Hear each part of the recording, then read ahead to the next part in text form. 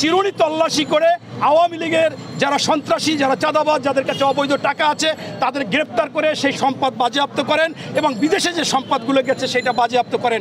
আপনারা শুরুতে 626 জন লোক আমরা শুনেছিলাম যে সেনা সদরে বা অন্য অন্য জায়গায় আশ্রয় নিয়েছিল, তাদের মধ্যে মাত্র 6 জন গ্রেপ্তার করেছেন, 620 জন গ্রেপ্তার করতে পারেননি বা করেননি।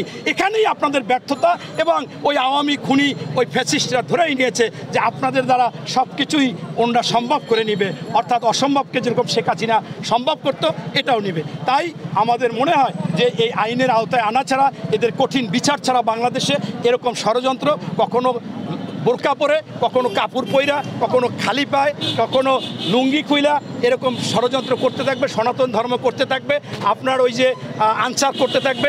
আপনারা দেখেছেন সনাতন ধর্মের যে বিষয়টা, এটা একেবারে হাস্যকর। এই শাহবাগে একবার করেছে, আবার শহীদ মিনারে করেছে।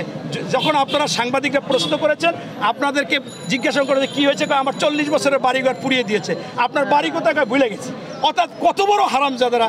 এটা বিশ্বজিৎকে জয় বাংলা বলে কুপিয়ে কুপিয়ে হত্যা করলো। বিশ্বজিৎ বলল যে আমি শিবির না, আমি হিন্দু, আমি কাপড় খুলে দেখাচ্ছি, তারপরও রক্ষা হয়নি। সেই দিন তোমরা কিছু করনি।